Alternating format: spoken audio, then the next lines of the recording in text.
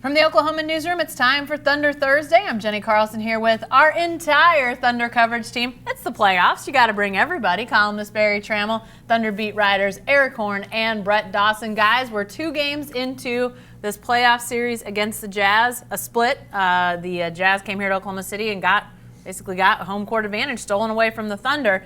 Now the series shifts to Salt Lake City. Barry, Eric, you guys will be there for that game on Saturday night and Game 4 on Monday night. Let's talk, though, a little bit more about Game 2.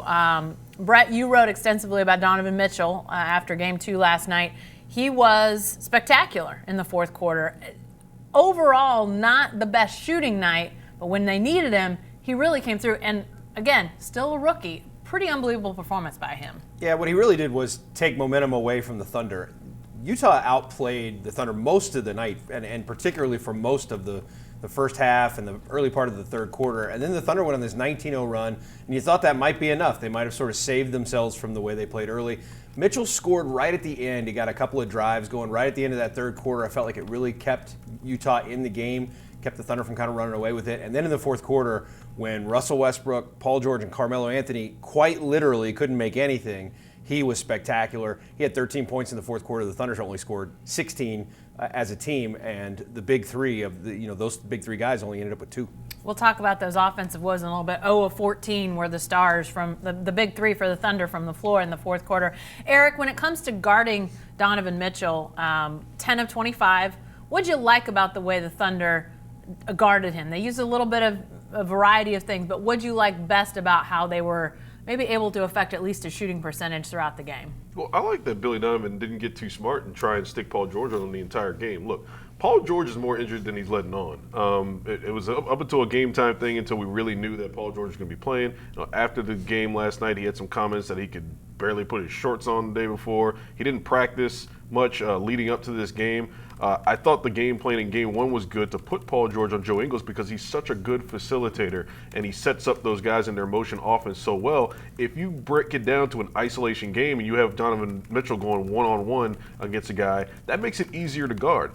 Corey Brewer at one point had Donovan Mitchell 4-13 from the field until he got hot in that third quarter. Maybe you spray in some Paul George here and there, but I thought Corey Brewer actually looked better in Game 2 than he did in Game 1 against Corey Brewer, against Donovan Mitchell, considering that Corey Brewer is coming off of a right knee sprain himself. So I don't think that the Thunder necessarily needs to make a ton of wholesale changes when it comes to guarding Donovan Mitchell.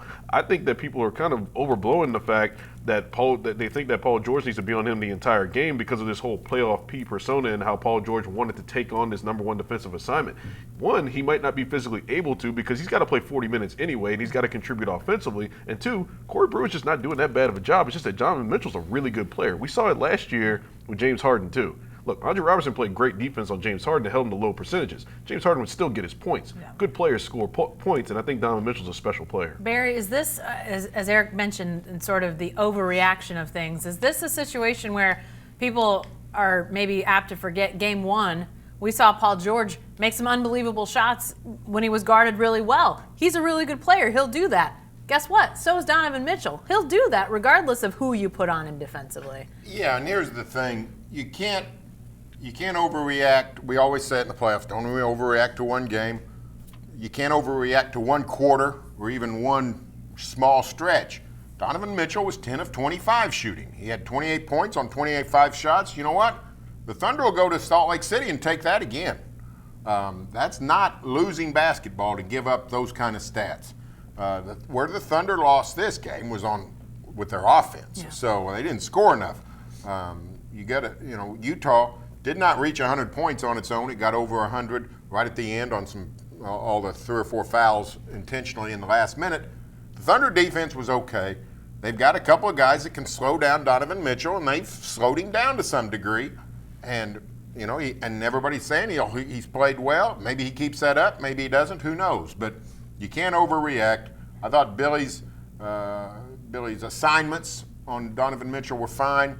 It's like we said, Paul George is not 100%.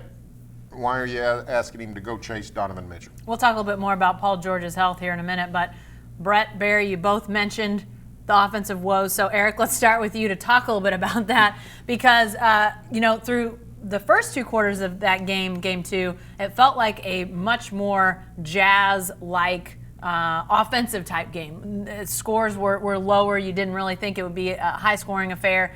That accelerated in the second half, but then in that fourth quarter, just a disastrous fourth quarter for the Thunder offensively, not getting any buckets from the floor from Carmelo Anthony, Paul George, or Russell Westbrook. What happened there? Was that a case of just missing shots, or were they not getting the shots they wanted? I think it was a combination of both. I mean, guys missed shots, but also I think a big part of that, and a part that we might not be talking about enough, is Steven Adams wasn't out there for a bulk of the fourth quarter, too. When he was out there, he scored 6 points. Russell Westbrook was able to find him a couple of times in that screen and roll game. And look, Steven Adams is one of the most valuable screeners in the game, too. When he's not out there, guys aren't getting as clean of looks, and it's more difficult for the Thunder to get clean looks against what's a really good Utah defense. Steven Adams fouls out of the game with about 2 or 3 minutes left to go, and it completely changes the way of the game. The Thunder was within 2 when Steven Adams fouled out. So when he goes out, it really changes everything, even if he's not getting touches in the offense. And last night he was. In game 1, he was as well late in the game, which is a good sign for the Thunder's offense, I think. But just him as a physical presence, as an offensive rebounder, a guy who can get second chances, he's critical to the Thunder's chances in this series. And when he goes out in the fourth quarter, it changes everything for him. Brett, it seemed like there just weren't a ton of answers there in the fourth quarter, essentially, for the Thunder offense. They got some close-in looks that they missed. I mean, nothing seemed very coherent.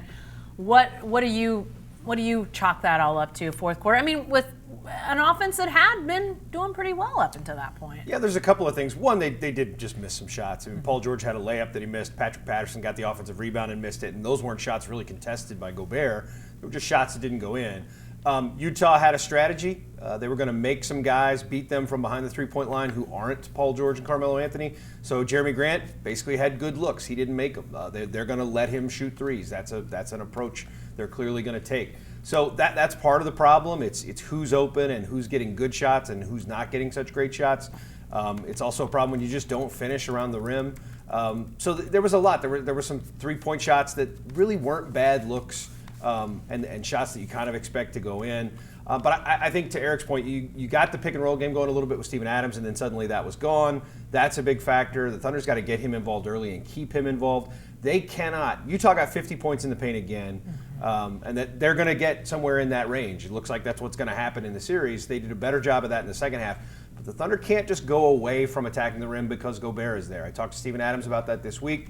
He said, look, the guy's a great shot blocker, but that's a help skill. If you attack him in the post, if you drive right into his body, you can still finish over that guy. They got to keep trying to do that. Yeah, I think they still have to go to the basket too. But Barry, you made the comment after the game last night, Wednesday night, that you thought the Thunder was just going to have to make a higher percentage and more three-pointers, and maybe that means a guy like Alex Abrines sees the floor more for the Thunder.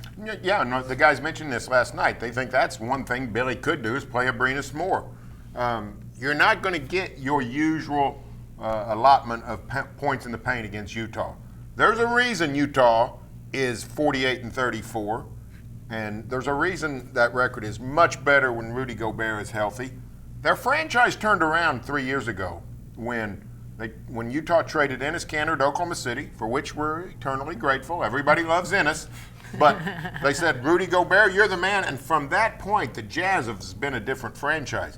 Rudy Gobert is a difference maker defensively in the same way that Russell Westbrook is a difference maker offensively. He impacts the game no less. You can't score very easily in there. The Thunder's finding that out. Everybody in the league knows it. They're going to have to make outside shots. That's just the reality. And Utah is not a great offensive team, but let me tell you, they clamp down on defense, and you got to score from outside. That's why guys like Carmelo, the love-hate relationship we have with Carmelo, he's got to play against Utah. They got to have his outside shooting. Abrines, same thing. He needs to make some shots. Guys, I think when Brett, you mentioned the fact that they still have to attack the basket. To me, that falls a lot on Russell Westbrook, falls a lot on, Steven Adams, obviously. But when you guys look at the three-point need, if that's something they're going to have to do to take some pressure off that interior defense, Who's most in the crosshairs? Eric, who do you think needs to pick up the biggest, maybe not the biggest load overall, but maybe more than they're doing right now when it comes to that. Well, I think that Carmelo Anthony's always a guy that you look to that has to hit his spot-up three-point shots. He wasn't particularly effective. Alex Abrinas, again, when he gets out there, he's been good in fourth quarters and late in games for the Thunder as the season's gone on, particularly post-All-Star break after that Andre Robertson injury.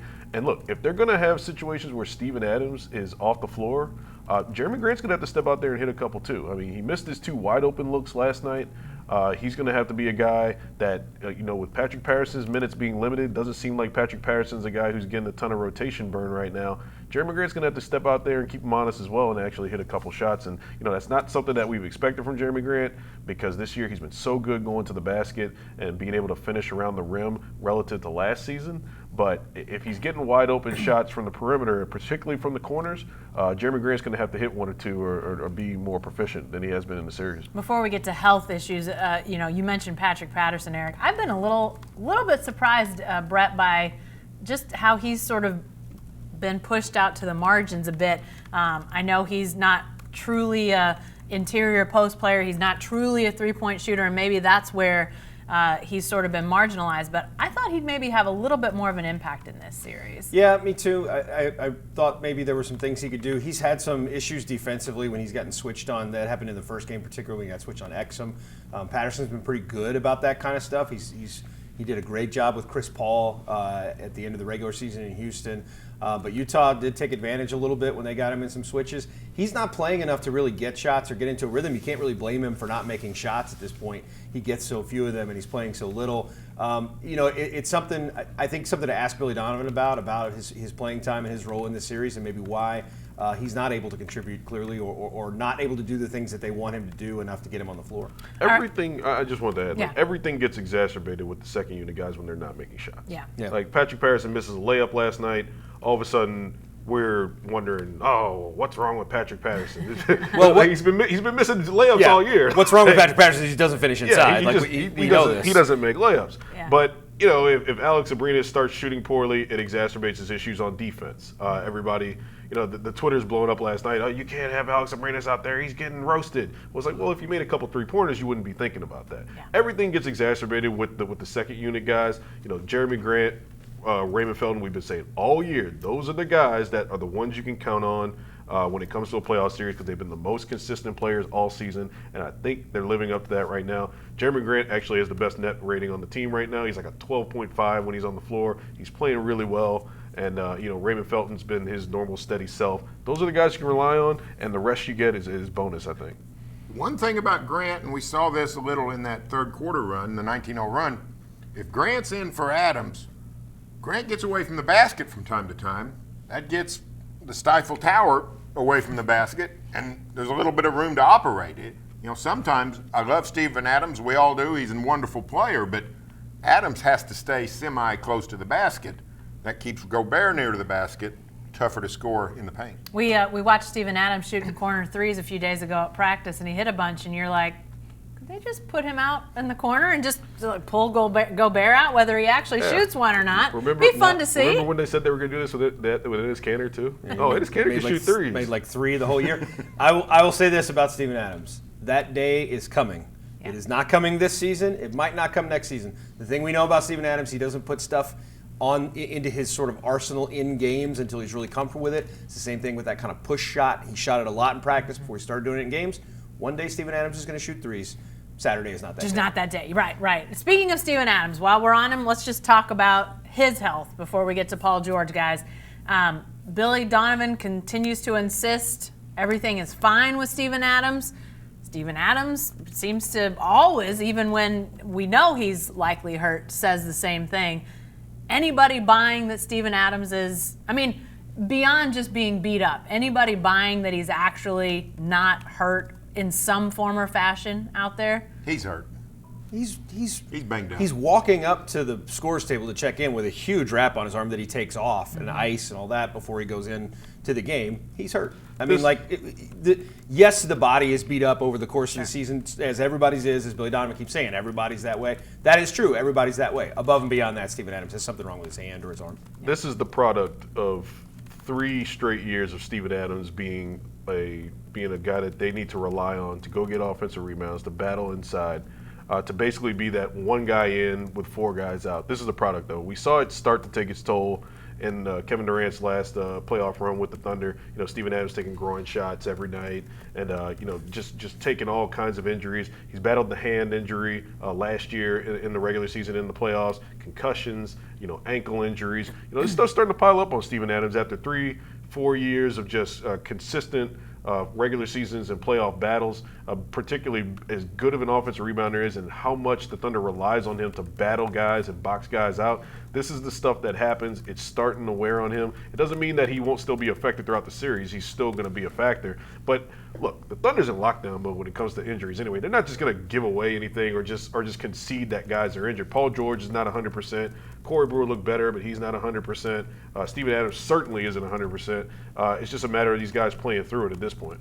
Barry, we talked last night on the Thunder Buddies podcast, by the way. Download it right now. You won't want to miss it. Game 2 edition. But we talked on the pod about how this Jazz team is really, in large part, a throwback when it comes to 2 big guys. I mean, we saw just how that affected things with the fact that, they're playing Gobert along with Derrick Favors. Then when Gobert has to sit out, Favors can stay in and still be an actual big man in the post, 2 posts. That's a whole different ballgame. That's what the Thunder used to be, was twin towers and 2 bigs, and how much of a challenge that was to teams. The Jazz is still, and that's a challenge right now, especially if Steven Adams is ailing, and it seems like he is. Yeah, every team in the NBA seems to be going small with stretch 4s and all that kind of stuff. But this team, the Jazz, is starting to remind me of those Memphis teams that the Thunder played 3 times in the playoffs, 11, 13, and 14. The 2 big guys with Gasol and Randolph, really good on defense. Now Donovan Mitchell is a dynamic force that Memphis didn't really have. This Utah team doesn't have a defensive stopper out on the perimeter like Memphis had. So there's some differences, but you don't run across too many teams like this. And especially for a team like the Thunder, which really only has 1 center it wants to play, it can cause problems. Now, you got to cause problems for them is the solution. I don't think, that you try to match them. You can't match their brawn. You have to create problems for them. Last night, that didn't happen.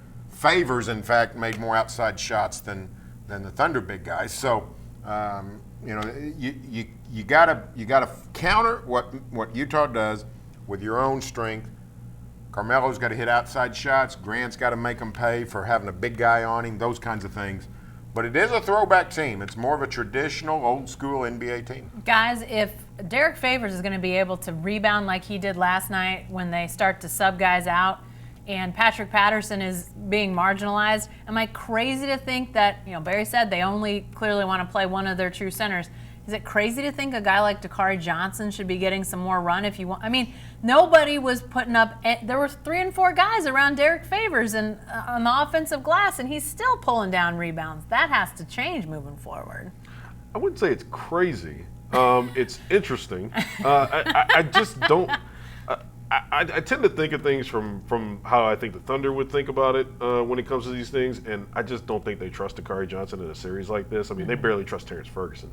So if Dakari Johnson can come in there for 2 minutes and put a body on Derrick Favors and get Carmelo Anthony a blow so he doesn't have to second jump with Derrick Favors, give it a shot. But I think they trusted Carmelo Anthony at the end of the first quarter to be able to go out there and play that whole first quarter. That's their plan. That's what they feel comfortable with right now. We've seen it through the first 2 games. Let's see if Billy Donovan changes it up and maybe gets Carmelo Anthony a little bit of rest at the end of the first quarter so he doesn't look like dinosaur Carmelo Anthony, and they can get a young, fresh body on Derrick Favors to close the quarter. Maybe Dakari Johnson could just stand in there and keep somebody from cutting baselines so that when one of the Utah big guys goes to the basket, that pass isn't right there. That's been a big problem. The way Utah moves the ball, the way its big guys pass to each other, I think it's probably a little bit out of Dakari Johnson's league to be playing defense. But, look, I don't know in some of those situations, in some of the ways that the Thunder's handled those role guys, I don't know if he could be a lot worse than what they've done, and certainly he couldn't be a lot worse against Favors than they were last night. I will say this. I don't know if we should count on Derrick Favors being a spring chicken 2 games in a row. Yeah. That guy was playing, as Paul George would like to say, he was a person out of his body. That's right. Is that That's what Paul right. George An said? out-of-body person. He was an out-of-body person last night. Derrick Favors on his second jump looked fantastic. He was stepping out, hitting three-pointers from the corner. He was doing a lot of things we haven't seen from Derrick Favors in a while, and he looked a lot more active and athletic than we've seen him for quite some time. He's usually a ground-bound guy. Carmelo Anthony was able to get the best of him in game one, even off of some drives and some jumpers. So I don't know if we're going to get the same Derrick Favors in game three that we did in game two, the same way we're not going to get 22 minutes of Steven Adams and him fouling out. Is there any chance if this is like, cocoon series, could Nick Collison? I mean, like, why not? Let's just throw him out there and see if he has This might be his last series. So, okay. Well, let's lastly, before we get out of here, guys, talk about Paul George because, while we heard he was going to be sort of a game time decision, I don't know if those words ever came out of Billy Donovan's mouth, but that was essentially what we were talking about. I think a lot of us felt like, he's going to play. He'll play. But then he says after the game he was having trouble putting his shorts on to playing last night. I was a little surprised by that. Barry, how concerning is all of this and where Paul George's health is? Oh, I mean, I'd be concerned about everything. It's 1-1, and you're headed to Utah for home court advantage. But 3 more days off, or 2 more days off, 3 days before you play again, I think you'll be okay. He looked a little sluggish and slow, but he still played reasonably well, made some plays. So I think, to me, the outside shooting more so than the physical limitations, that's the thing that comes to my mind. You need Paul George to make more shots and get into the paint and finish. Now the hip does affect him there. So everybody's banged up. That's just the truth. We talked about Adams. We talked about Donovan Mitchell's toe for 3 days. You just got to suck it up and get some things done. I tell you who's banged up, and he never really talks about it or shows it, is Russell Westbrook, for crying out loud. The guy can't do what he does for 82 games and not be banged up. So in some ways it's a mental thing. You just got to persevere through it. Paul George is a playoff veteran. He's been through this. He knows how it works. He knows that. He just needs to sit down and rest and be ready Saturday night in Salt Lake. I mean, I think it is. You're right that there's a mental thing and there is some sort of just cumulative effect. The thing that concerns me a little bit with Paul George is this is something he's had before. He did this earlier in the season in Atlanta, kind of late coming down the stretch. That's where he had this injury. A lot of people were worried he would miss some time. He really didn't. This is kind of an aggravation of that. There was a play last night where he deflected a pass, went to chase the loose ball, and grimaced, and you could tell he had no chance to go get that ball. It wasn't that he wasn't trying hard. It was that he physically couldn't do it. So plays like that, it's going to come into play. He's not healthy. He's just going to have to play through it. Eric, as I think about that injury, the outside shooting, I think that's part of the issue. But when you think about what he can do defensively, I wonder if that's a limiting factor in that, I think you mentioned it before. Do you really want an injured Paul George chasing Donovan Mitchell around? He's done a good job on Joe Ingles. I thought Ingles was more effective in game 2, even though he didn't score a bunch. But I'm not sure you can ask Paul George to go chase around Donovan Mitchell if he's not feeling good with that hip. Yeah, and look, Paul George has mentioned this before in the regular season when he was in his shooting struggles before those last few games of the season. The picking up the defensive responsibilities, being the number one, it has an effect on him when he's on his offense.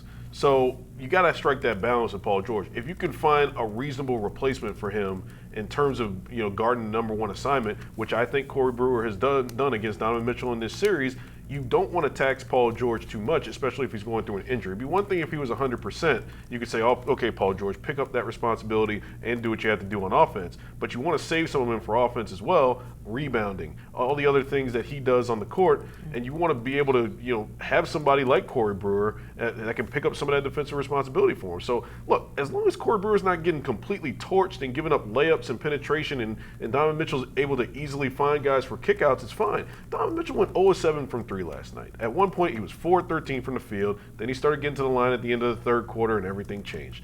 That's not Corey Brewer's fault. It's not Paul George's fault. I think that both of those guys are playing their roles particularly well right now. And maybe when Paul George can get a little bit more healthy, the Thunder can sick him on Donovan Mitchell a little bit more. All right, guys, lastly, before we get out of here, we talk about the fact that the Thunder's not known for overreaction after even a loss like Game 2. But each of you, give me an idea of something you would change if you could going into Game 3. Likely to be something maybe small, a minor adjustment, but something you think could help. Barry, what do you start with? I mentioned it slightly earlier. This is sort of out of the box, but I might change Steven Adams' rotation and have Steven Adams on the court more when Gobert goes to the bench. That keeps him matched up with Favors. That eliminates that Derrick Favors dominating the board stuff. It gets Jeremy Grant on the court with Gobert some, and get him off in the corner or out on the wing, get Gobert away from the basket. Just see how it works. It's sort of counterintuitive. Rudy Gobert's on the court. You need Steven Adams. But just give it a try, because this we know. Derrick Favors is on the court. You need Steven Adams. Yeah. What about it, Eric? That was a really good one by Barry. It was so good that I don't really have one myself. That was a great idea. That was a fantastic idea. I would probably, let's think about this. I would probably say that, man, that was a really good one. I'm drawing a blank. Let me just make something off the top of my head. How about you take Carmelo Anthony out a little bit at the end of the first quarter instead of playing in the entire first quarter and, running the risk of what we saw last night. Melo's 33 years old. He looked gassed at the end of that first quarter. Yeah. I think it would probably be beneficial to the Thunder. While they played better at the end of first quarters, considering they played so poorly in the beginning of first quarters. But maybe get Melo out with like a minute or two left in the first quarter. I know you're not going to have that primary scoring option out there because Paul George is coming out now. But is Paul George finishing first quarters? I can't even remember right now. But I know he's starting second quarters. But to get Melo out a little bit, maybe get Jeremy Grant in there, give Dakari Johnson maybe a run if you want to see if you can get a young body to just box guys out and let other guys come in for rebounds. I think that can help the Thunder going into the second quarters too. Brett, what are you pitching? Maybe 4 more minutes of Alex Abrinas, maybe 4 or 5 more minutes. I like the idea. He's sneakily holding his own defensively in the series. He hasn't gotten torched. I think you just want to take away the idea that Utah's got positions it can't guard on the floor. So if you can get him out there with the starters more, you've got more guys out at the three-point line that Utah's going to have to come out and deal with. I like that idea because it allows them to not, they've got Rudy Gobert. They don't need a lot of help down low. You need to pull them out as much as you can defensively. So instead of 14, 15 minutes, maybe 18, 19 minutes for Alex Abrinas. Just see if that loosens things up a little bit. I got one, Jenny. You had a good one on It Carmelo. took me long enough. Make Ricky Rubio put it on the floor. He's a much better catch and shoot three-point shooter. I don't have a problem with the Thunder sagging off of him necessarily if he's shooting. It's just a matter of off the dribble or in the catch and shoot. When he's catch and shoot, he's been much better this series. In the first game, I think he was he missed all 7 of his shots from 17 feet or deeper. He's not a great shooter. He's a better shooter than he's been previously. I think the scouting report is for Russell Westbrook to sag off of him, which basically plays into his defensive scheme anyway. And I think the Thunder is afraid that Russell Westbrook playing up too tight on Ricky Rubio is going to get Ricky Rubio going downhill and able to spray the ball out or pass inside to Gobert. So just be aware or more aware of him getting those catch and shoot opportunities, particularly from the corners, and making him put it on the deck and make a decision from there while staying in front of him. All right, guys. Game 3 Saturday night. Game 4 Monday night. Be getting your rest now. Maybe power naps. 9 o'clock start on Saturday. 9:30 start on Monday. Saturday, ESPN and Fox Sports Oklahoma. Monday, TNT and Fox Sports Oklahoma are your networks. Be sure to stay with the best coverage team anywhere at newsok.com and every day in the Oklahoman.